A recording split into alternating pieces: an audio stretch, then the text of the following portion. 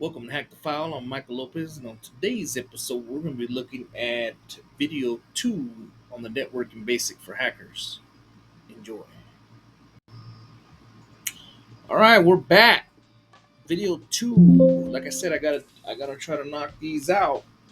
I gotta get this done. So here's the second video, and I'm gonna release at least 2 a week. I'm gonna make other videos as well, so um, I don't get bored. But all right, here we go. So in the last video we left off on this section. So let's just start again. So row one version. This defines the version of IP, either v4, v6. IHL defines the header length. Type of service. This defines the type of service of the packet. So it's basically the same thing as the last one. Total length. Row two. Identification. This field uniquely identifies each packet. Okay. Time to live. I think we went through this. Rows 4 and 5 is the source and destination option. Okay, yeah, we did this. In the TCP header, did we do two? Okay, we were on this one. If you are familiar with Nmap, HPing3, and recon tools, you have used utilizing all of these flags. By creating packets with flags combination that should not be seen in the wild, we may be able to elicit a response from a very secure system or even evade detection. Window size. In some diagrams, this is simply described as Windows field. Its role is to communicate the size of the window that the TCP stack has to buffer packets. This is the way that TCP manages flow control. From a recon or forensics perspective, this field can also be enough to identify the OS operating system that sent the packet. This field varies from OS to OS and even from SP to SP. Given this bit of information, one can predict with about 80% accuracy the operating system that sent the packet. In fact, it is this field and few others, DF and TTL, in the IP header that operating system fingerprinters such as, I can't even see that, P01 used to identify the OS. That's that part. Window size. Man, it's hot here. Give me a second.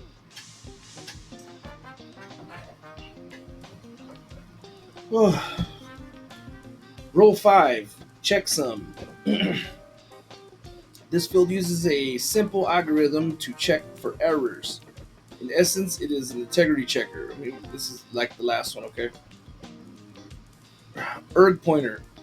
URG pointer. This field points to the last byte of the sequence numbers of urgent data. The urgent flag must be set in conjunction to activate this field. Row 6.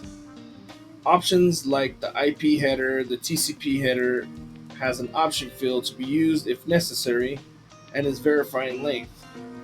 Padding. The padding is necessary to bring the TCP header to a multiple of 32 bits. TCP three-way handshake is very important. Every TCP connection starts with a three-way handshake. The handshake begins with a client sending a packet with the SYN flag set saying, "Hello, I want to talk to you." The server responds with a packet with the SYN and ACK or acknowledge flags set saying, "Hi, I am willing to chat." Then finally, the client sends a packet with the acknowledge ACK flag set that acknowledges the response of the server, and then the data transfer begins.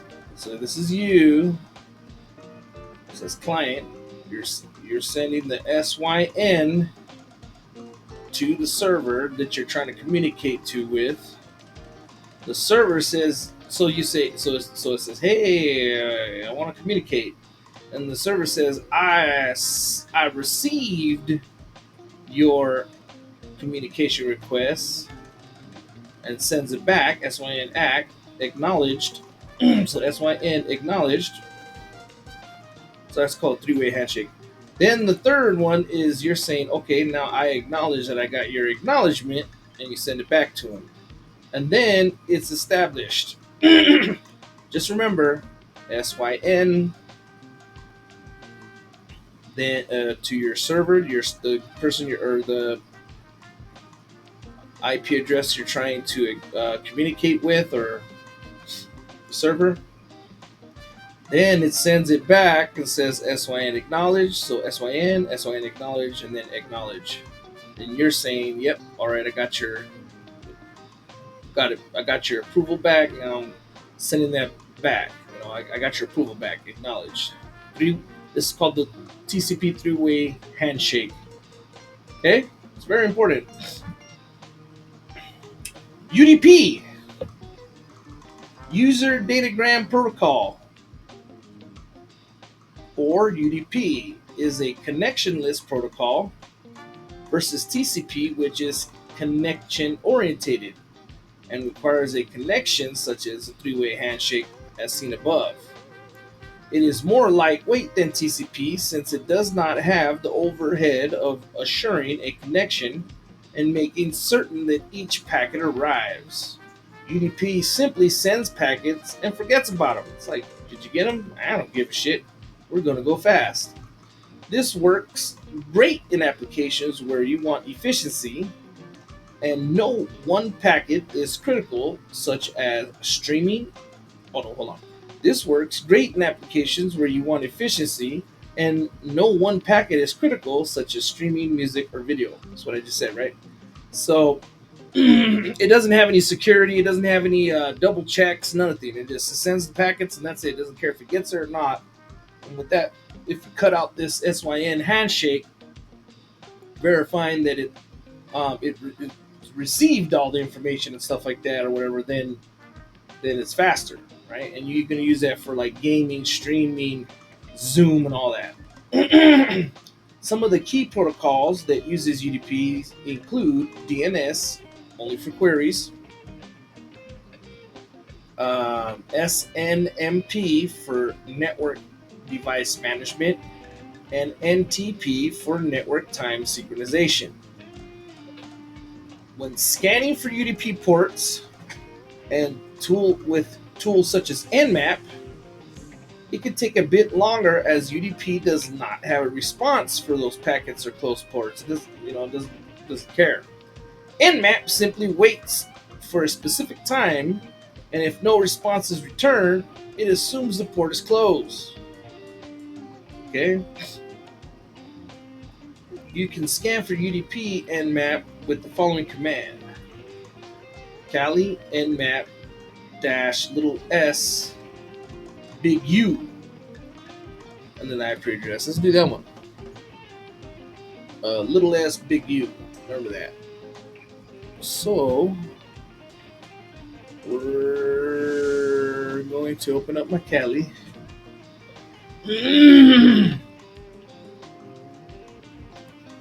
And remember from the first video, I'm going to run Net Discover again. The more I do it, the better. I really don't care, right? It says you must be en route. Oh, forgot the sudo, but instead of putting Net Discover again, I'm going to do the command line kung fu. Put sudo in front of that last command, and then I just press it again. Just in case you forget. Now I'm going to scan again, Net Discover. I'm going to scan to see what's on my little net. Remember, the shorter one is your pfSense, right? And the longer one is going to be whatever else you have on there. And I only have my Metasploitable running. So it's the 192.168.1.100, okay? I'm going to leave that running, I don't care. Then I'm going to, now I'm going to run that Nmap. So I'm going to run sudo first, right? Nmap.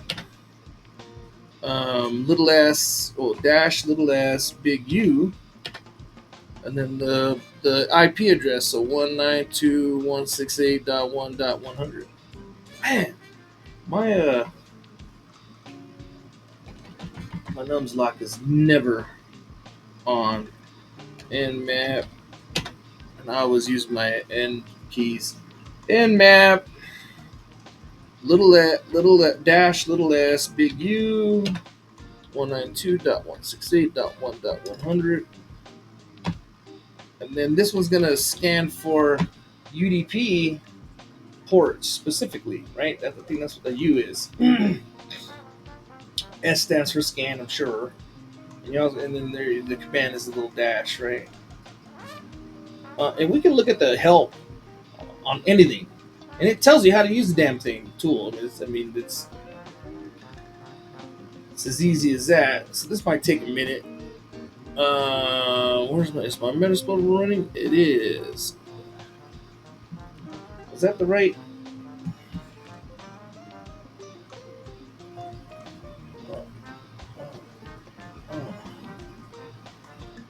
Alright, let's check this out. So 192.168.100. Yeah, that's it. It's taking a minute to scan. We'll let that scan, and then we'll come back to it and see what we're supposed to see, what's happening. But sometimes it takes a minute. So this is scanning UDP. All right, network topologies. When devices are connected together, there are several options. There are several options for the physical layout of the devices. This physical layout can be very important in optimizing the distance, latency, congestion, and availability of two nodes on the network. So two nodes is just basically two connected devices. This physical configuration is known as the topology. Remember that. That's a good one. You need to know that. Bus topology. Just going to go through some of the... Okay, the original topology in early systems was the bus topology. Each of the devices is strung together in a single line. Each device can tap into the bus to send and receive packets. Every node can see every packet sent over each bus. Each device has to examine each packet to determine if the packet is intended for them. The advantage to this bus topology is that it's cheap and simple, while the disadvantage is that on a busy network, it can become congested. Okay? But they're all connected to the same line. So this is connected to this is connected to this. They're all connected to each other. Okay. Star topology. The star topology is the most popular topology for a local area network, LAN, and that's going to be your little LAN, or wherever you're working. In the star topology, there is a server at the center of the star, and the clients all connect to the server. The advantage of this topology is that the connection of each of the clients are independent, and if one client or the connection is broken, the others can still communicate with each other. If I break this line and the data is coming from here, then nobody else down the road gets any data, right? Think about that. Because it's connected to each other. If this one goes down, this one loses everything down the line, loses it, but it's cheaper, right? In this one, if this loses connection, it doesn't matter because they're all connected to it. Now, I mean, how it's better, but what would you see the problems would be on that one? Okay, I'm sure it's going to cover it. Ring topology. The ring topology sends the packets around a ring, and only the client the packets is intended for can grab the packets from the ring. The advantage of the ring topology is that it is simple and inexpensive, but if the ring is broken, all the clients cannot receive any communication. All right, so if the ring breaks here or wherever, your connection is disturbed and it's messed up in this one.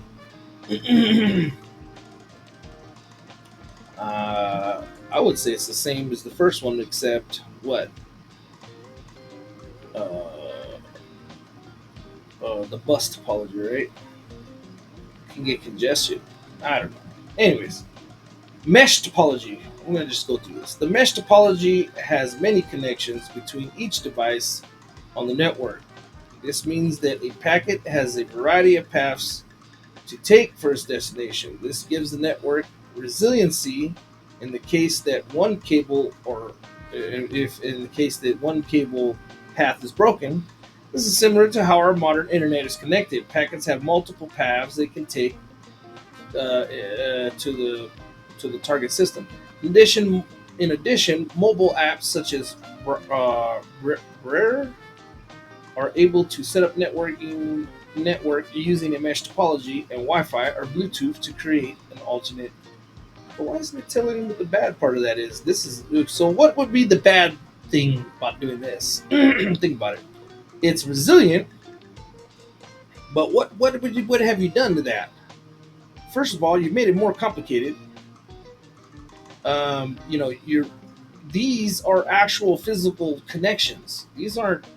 I mean, it's not magic, not a pentagram or whatever the hell. These are connections. These are internet connections, Ethernet connections. So it costs more money. So it's very expensive to run one of these, right? But the mesh, it's really resilient, but it's really expensive. And I imagine you have 6,000 devices in your network. It's gonna be expensive to run all that cable and to manage all those connections. It's ridiculous. The OSI model. So those are it's just telling you a bunch of little topologies. The whole main thing is you can go deeper. That's not all of them. Okay, this is just giving you a taste of. I guess he might in the book they're going to use some of these topologies, but just remember, it's the topology is how you set up your network physically. The OSI model. The OSI and TCP models are the most common models to understand the way that these various protocols work together. Many novices tend to minimize the importance of these models, and they initially don't seem to have any practical importance to network systems. In reality, you should at least have a basic understanding of these models, as you will hear references to them repeatedly in your career, such as this is a layer 3 switch. This would be unintelligible without rudimentary understanding of the OSI model. Let's begin the OSI model. The diagram below displays the 7 layers and basic use of the layer. So, how I remember this is how I remember what layers there is I use an acronym, right? Or acronym? No, yeah, I don't know. So please do not. So this is how it works. So you can't see this, but let me. I hate doing this, but I'm gonna see if I can find a better picture. That's how I'm gonna have to run this book because it's you can't really see some of this stuff. So I'm gonna put 7 layers of OSI model picture. And Copilot hooks it up. Alright, let's see. Let's do this.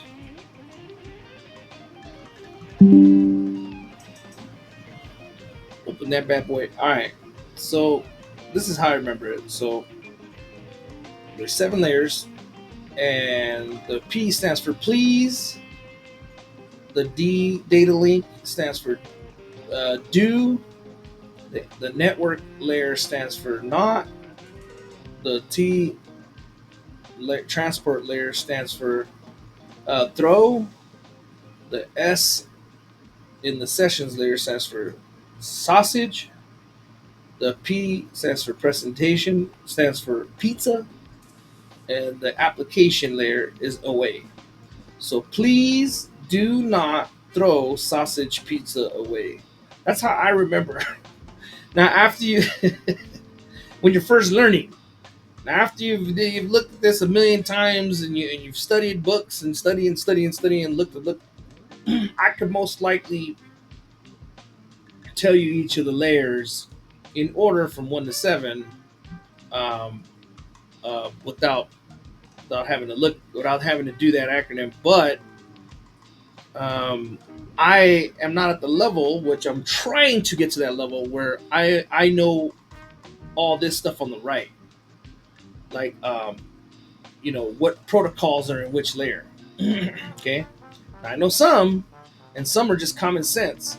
So if you look at the physical layer, I mean, you're going to have the coax cables of fiber, your wireless hardware, or whatever, your everything physical, right? Your hubs, your repeaters, your Ethernet cable, and all that, right? Your keyboard, your screens, your hardware. It's all physical. That's common sense, right? Then your network. um, I mean, it seems like it's common sense, but it's not really, because there's stuff that you think that are going to be in your network, but they're in your transport, right?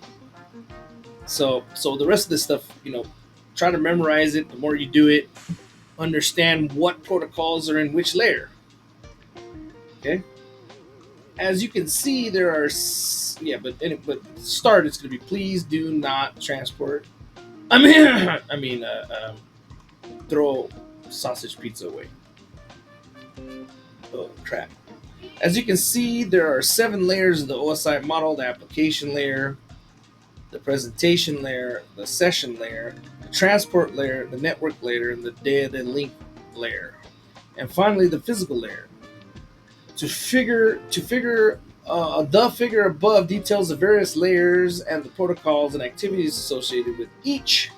To help you remember the various layers of this model, there are at least 2 mnemonic devices to help.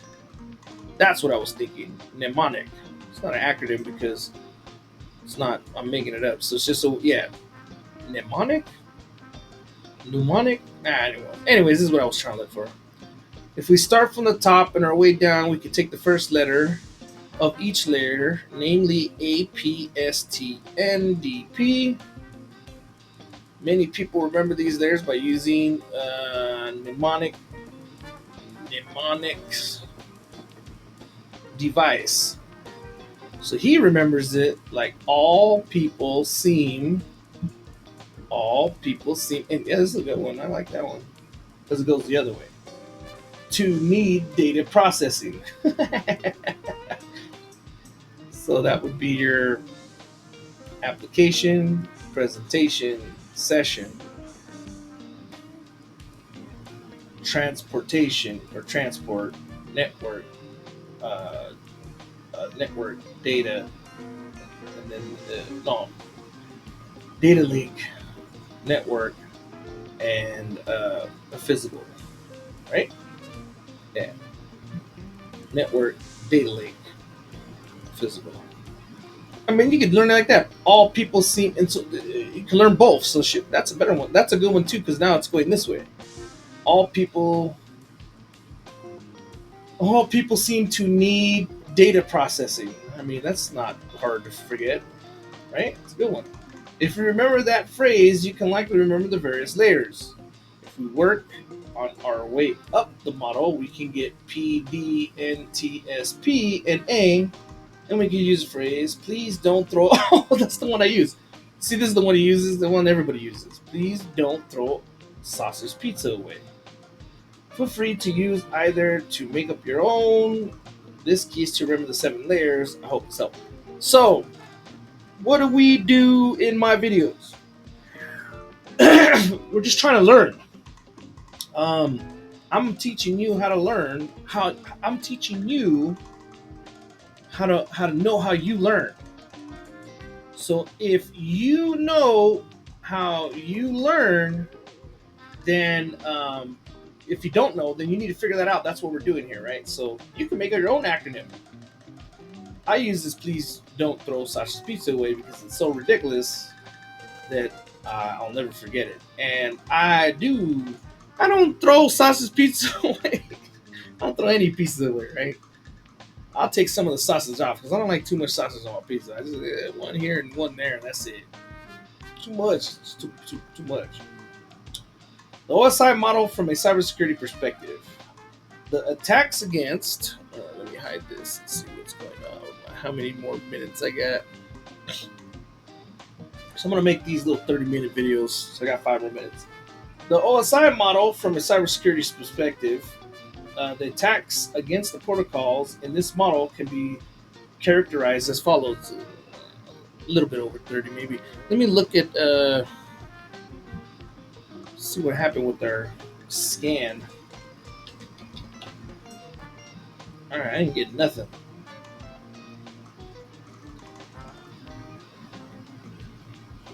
Wonder why.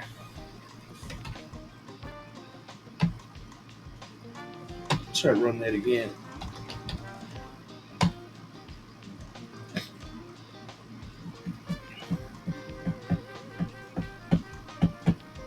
All right, so it probably doesn't have any. Well, I mean, so if I Control C, so if I,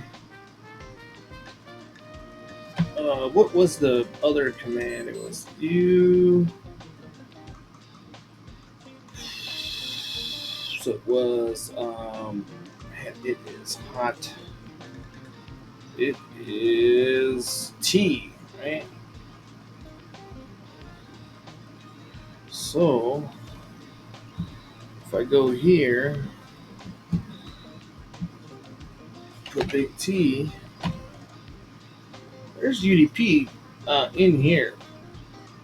Oh, FTP, SSH, Telnet, SNP. Huh! Because it doesn't respond, right? But it says that it's closed. But see up here it says there's uh, a bunch closed. 977 closed ports. Now I can go into like Nmap and see how to look at the closed ports probably, or I can have it print out closed ports, and I think it has to do with this command here. So I mean, we can look further into that, or you can look further into that, and it'll show everything that it scanned, right? I'm sure it would. I think that's just showing which ones were open. So that might be a problem we're having, but that's fine. Okay, we could go deeper in the Nmap on our own if we want. Okay, the attacks against protocols in this layer can be categorized as follows: application, we want to exploit; presentation, we want to do some phishing; session, we want to do hijacking; transport layer, we want to do some reconnaissance; network layer, we want to do some man-in-the-middle attacks, MITM; data link, we want to do some spoofing; and the physical layer, we want to do some sniffing. I just want to sniff everything. Some sniffing. Okay. The application layer generally includes applications such as a browser, word processor, other applications. This layer's most important attacks are likely to be exploits. These are attacks that can often embed the hacker's code with the application to take control of applications and the system. This layer's most okay. These attacks that are attacks that can often embed the hacker's code within the application at the application layer to take control of the application of the system. At the presentation layer, the most concerning attack is phishing or sending emails to various people with malicious links. Now let's look at what's on there. So you have SSL, SSH, IMAP, file transfer protocol. Okay. And then he's saying the browser because you got HTTP, SSH. Okay. At the session layer, the most important attack is hijacking. Hijacking is where an attacker can take over an existing session established legitimate by the user, sync and send to port, API, sockets, WinSockets. At the transportation layer, the hacker often docks their reconnaissance at this layer. End-to-end connections, TCP, UDP. At the network layer, the attacker can conduct man-in-the-middle attacks, where they place themselves between a legitimate user and the server, thereby eavesdropping on the traffic and possibly even altering it. At the data link layer, look at the network layer, packets, IP, ICMP. Okay. At the network layer, the attacker can conduct hold on. At the data link layer, the attacker can spoof the MAC addresses. If you don't know what that is, Google it. We went over it a bunch of times in all my videos. The globally unique address stamped on right here, the globally unique address stamped on every network device, and essentially the proper functioning of an LAN CARP. Now, if we look at I don't care if I show you these because it doesn't matter, right? There's not really anything we can do. But if I show you, these are the MAC addresses. So at MAC address, here's the MAC addresses of these two devices, and okay, that would be the MAC address of that. So now we'll look at here. Finally, the physical layer can be attacked using sniffing. Sniffing is the practice of watching and analyzing network traffic, like using Wireshark or sniffing stuff. Right? We'll look more closely at each of these attacks against network protocols and the layers as we proceed through this book. Now that you have basic understanding of networks, IP addresses, and OSI model, take a minute to test your knowledge. Nice. Okay, let's do this exercise. What is the difference between public and private IP addresses? Is 172.16.242.63 a public or private address? Now, I'm going to explain something to you guys in the world here. If you're taking a test, you can't look stuff up, right? But this ain't no damn test. So I know what the difference is between public and private IP address. So what is it? It's a public address is now I think in the terms that what he's trying to ask is what he went over in the book. And in the book, your public IP address is your gate facing IP address. That's the one that they give you, and then all your private IP addresses are your subnets. Okay, that's what he was explaining in the book, I think. This is what I would look up, as I would say, is I would ask that is 172. Now, I don't know if this is a class. I don't know what class this is, but there's different classes. Now I'm using the information he gave in the book, right? Because I'm sure he's not gonna ask you.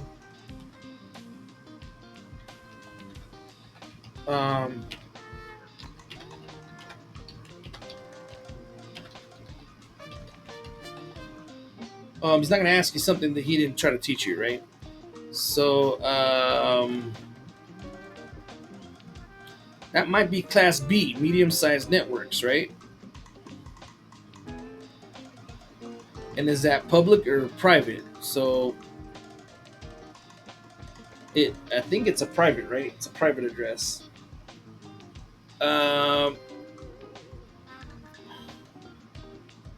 Okay, so I just looked that up to see if this was what class it was, right? And it told me it was Class B, which is medium size, and then is it public or private, and it says even though 172 blah blah is a Class B range, it is also part of the private IP space, specifically the block 172 to 245. These addresses aren't routed on the public internet and are often used inside local networks like home.